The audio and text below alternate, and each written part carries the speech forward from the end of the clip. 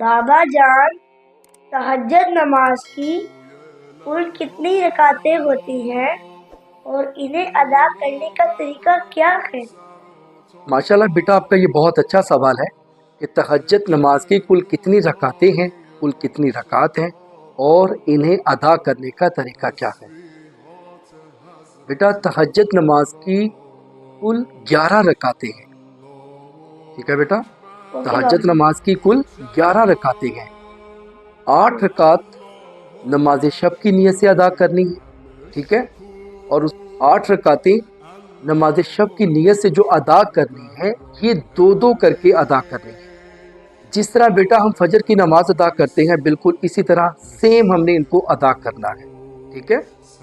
और इसकी नीयत क्या होगी? 2 रकात नमाज शब अदा करता हूँ या करती हूँ कुर्बतन इलल्लाह, ठीक है, ये इसकी नीयत है। ये मुस्तहब इबादत है बेटा, मुस्तहब नमाज है, ये वाजिब नहीं है, ठीक है। 8 रकात हो गई नमाज शब की नीयत से, ये दो दो करके अदा करनी है। इसके बाद 2 रकात नमाज शिफा है, ठीक है, ये भी बिल्कुल फजर की नमाज की तरह अदा करनी है, लेकिन इसके अंदर दुआए कनूत हमें नहीं पढ़ना, ठीक है, इसके अंदर दुआए कनूत नहीं है, ठीक है। और इसकी भी नीयत होगी 2 रकात नमाज शिफा अदा करता हूँ या करती हूँ कुर्बतन इलल्लाह, ठीक है। और उसके बाद है बेटा 1 रकात नमाज वितर।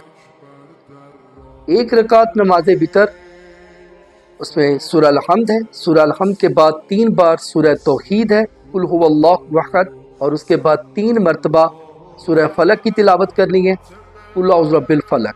फिर उसके बाद 3 मरतबा सूरतुन नास की तिलावत करनी है, कुल औज़ु बिन नास की, ठीक है बेटा।